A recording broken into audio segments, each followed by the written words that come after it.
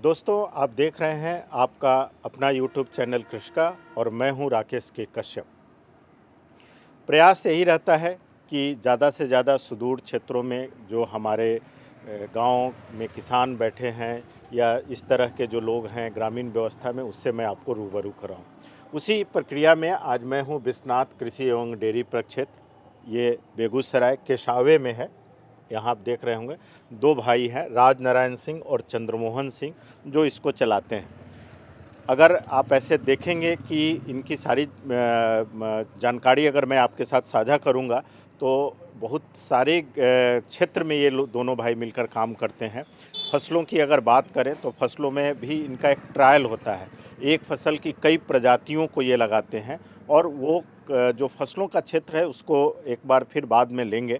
आज जो हम आपको दिखाना चाहते हैं, चूँकि अभी हमारा जो कार्यक्रम है वो Bihar dairy and cattle expo से संबंधित है, वहाँ पे मैं आमंत्रित करने आया, तो मैंने सोचा कि इनके भी कुछ प्रोग्राम को रिकॉर्ड कर लें। तो आपको मैं लेकर आया हूँ राजनारायण सिंह जी के फार्म पे। अब आप देखिए, दो भाइयों के द्वारा यहाँ पे कृषि के अलावा पशुपालन से जुड़ी कई सारी गतिविधियाँ चल रही है। राजनारायण जी, हम लोग आपके फार्म को देखें, आप दोनों भाइयों का जो समर्पण है वो दूसरे के लिए अनुकरणीय है।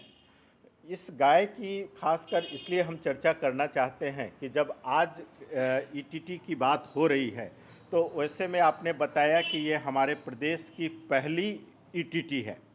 एम्ब्रायो ट्रांसफर टेक्नोलॉजी से जो गाय पैदा हुई, इसका क्या नाम आपने रखा है? इसका नाम मैत्री है। मैत्री क्यों रखा आपने?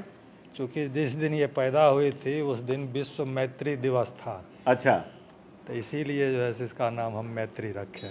आपने इनके डायरी में देखा होगा हर गाय की कोई ना कोई नाम इन्होंने रखा है और उससे वो जानी जाती है, तो ये मैत्री है। हाँ। अब आप बताइए कि इसकी क्या खासियत है इसकी? ये तो नस्ल गीर हुआ, हम्म। तो अपनी देसी जो गीर है तो देसी नस्ल हुई। बाकी बहुत ही ये शांत प्रकृति की है, लेकिन इसको देखे हैं कि इसके साथ अगर शांत रहते हैं ना तो ये भी शांत रहती है, प्रेम दिखाते हैं तो प्रेम दिखाती है, और थोड़ा रोब दिखाते हैं तो ये भी जो है सो रिएक्शन देती हाँ है। रिएक्शन देती है। हाँ। तो बाकी इसके साथ थोड़ा दिक्कत हुआ कि पहली बार जब ये पाल खाई तो करीब 4 महीने की गाभिन थी, उस समय भयंकर लंपी हो गया था इसको। अच्छा।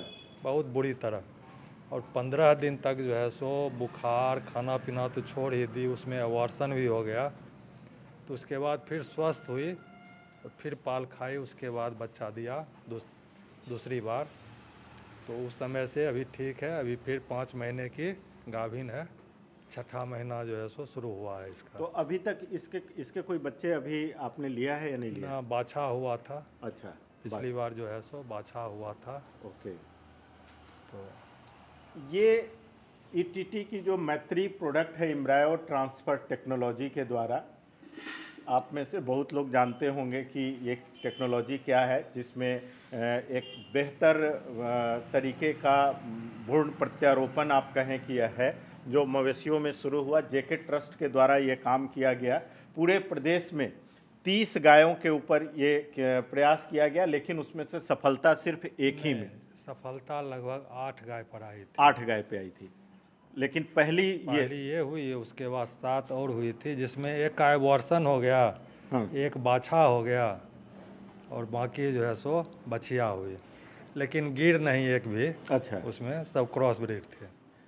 आपके अनुभव के आधार पे अगर आप कहें तो इस टेक्नोलॉजी को आप कैसे कहें किसानों को उसको अपनाना चाहिए, या आपका क्या अनुभव है इसके साथ? एक तो ये टेक्नोलॉजी थोड़ा महंगा है, हम्म। दूसरी बात है कि अभी यहाँ पर जो है ना बहुत इसके लिए जो सिस्टम डेवलप होना चाहिए वो अभी नहीं हो पाया है। इसके बाद भी बहुत प्रयास हुआ है, लेकिन जो सक्सेस रेट है वो बहुत कम आ रहा है। तो इसके लिए जो तैयारी करनी पड़ती है, तो उसके लिए स्थानीय स्तर पर यानी बिहार के अंदर जब सिस्टम खड़ा होगा तब जा कर के कुछ इसमें बेहतर होने की संभावना होगी। अभी इसमें दिक्कत है। ये परेशानी सिस्टम का है या किसानों के तरफ से है, मतलब कहाँ पे मेजर सुधार की बात सोची जानी चाहिए? इसमें जैसे है ना कि एम्ब्रियो एक्सेप्ट करे ये, इसके लिए लगभग 1 महीना पहले से इसकी तैयारी करनी पड़ती है। हार्मोनल ट्रीटमेंट होता है, फिर वो जांच करते हैं और फिर जांच करके कहते हैं कि हाँ ये तैयार है, उसके बाद फिर एम्ब्रियो ट्रांसप्लांट होता है। लेकिन फिर एम्ब्रियो की स्थिति क्या है या फिर निरंतर जो है उस पर देख रेख की ज़रूरत है, उसकी कमी होने के चलते तो जो ट्रीटमेंट के बाद तो ढेर सारी गाय जो है सो इस तरह की आती है कि कहते हैं कि अभी ये तैयार नहीं हुई है, तो उसमें छट गई। और फिर पाल देने के बाद यानी एम्ब्रियो ट्रांसप्लांट करने के बाद उसके बाद भी कंसीव रेट अभी तक जो है सो 25-30% से ज़्यादा अभी तक जो हुआ है उसमें। तो हमें लगता है कि ऐसे तो वैज्ञानिक लोग बताएंगे कि किस तरह से इस सिस्टम को यहाँ मजबूत किया जाए। इसमें तो एम्ब्रियो ट्रांसप्लांट करते हैं तो हम समझते हैं कि 100% रिजल्ट आना चाहिए, क्योंकि एम्ब्रियो ही हम डाल रहे हैं, तो कंसीव करने की बात नहीं है, एक्सेप्ट करने की बात है। तो उसके लिए जो तैयारी करनी है वो उसमें क्या कमी है तो उसको तो थोड़ा टेक्निकल लोग ज़्यादा बेहतर बता सकेंगे। बट आपको लगता है कि आने वाले समय में इसकी महत्ता बढ़ेगी या ये हमारे किसानों की ज़रूरत हो सकती है?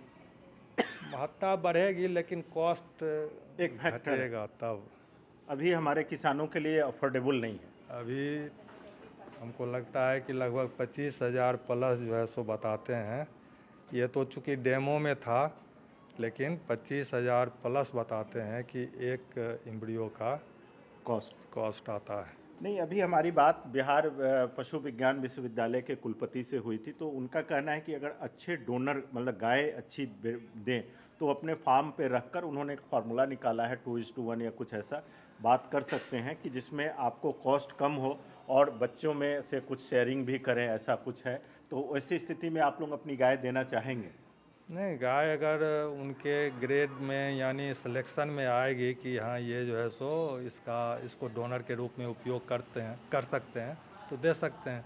पिछली बार भी जब ये प्रक्रिया हुई थी तो हमारी एक गाय गई थी वहाँ डोनर के रूप में, जहाँ एम्ब्रियो कलेक्ट करके फिर जो है सो, लेकिन उसमें सफलता बहुत बेहतर नहीं मिल पाई। हमको वही लगता है कि नया काम है ना, पुणे से या बम्बई से आकर के यहाँ करते हैं, तो यहाँ जब तक स्थानीय रूप में सिस्टम नहीं विकसित होगा नहीं तब तक जो है सो थोड़ा सफलता हमको लगता है गुंजाइश कम है।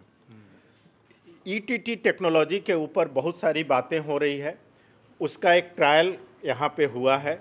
अभी जब भी ये बातें होंगी आने वाले समय में तो कॉस्ट जो हमारे पशुपालकों को पड़ेगा वो एक सबसे बड़ी चुनौती होगी कि कितने पशुपालक उस कीमत पे उसके लिए तैयार होते हैं। दूसरी जो चुनौती है जो इन्होंने बताया कि उसके पहले उसकी तैयारी, वो तैयारी पशुपालक का मानसिक रूप से और उसके बाद उसके पशु का, और तब जाकर ईटीटी एम्ब्रायो ट्रांसफर टेक्नोलॉजी की हम बात करें तो इस पूरी प्रक्रिया के लिए एक गहन जागरूकता की ज़रूरत है कि उसके पहले की जितनी भी शंकाएं हैं किसान की वो दूर हो और तब जाके इसको सफलता मिलेगी। आप देख रहे हैं। दूसरी बात है कि एम्ब्रियो ट्रांसप्लांट करना एक टेक्नोलॉजी है जी, लेकिन बेहतर बछिया आएगी उसके लिए जो है सो जो इसके पेरेंट होंगे उनका भी सिलेक्शन बेहतर ढंग से होना ज़रूरी है। तो वो तो आपके पास ऑप्शन होना चाहिए कि डोनर हमारे पास होगी गाय, हाँ, लेकिन सीमेन जो आएगा तो सीमेन में क्या आपके पास वो सिलेक्शन का कोई आधार नहीं होगा कि आप किसका सीमेन डालें, या वो कंपनी डिसाइड करेगी कि किसका सीमेन डालें? नहीं, बेहतर रिजल्ट कैसे आएगा ये सिलेक्शन सीमेन के लिए जो तकनीकी लोग हैं वो करेंगे कि जो डोनर है उसके हिसाब से कौन सा सीमेन सेट करेगा, कौन सा सीमेन दें कि बेहतर जो है सो बछिया, अच्छी दूध वाली बछिया, स्वस्थ बछिया पैदा हो। ये एक चुनौती है। तो आप देख रहे थे आपका यूट्यूब चैनल कृषि का। आप हमारे इस चैनल को सब्सक्राइब करें, लाइक करें और बेल आइकन दबाएं। मैं आपको इस तरह की जानकारी, चुनौती, समस्या सारी चीज़ से अवगत कराते रहूँगा। नमस्कार सर, नमस्कार।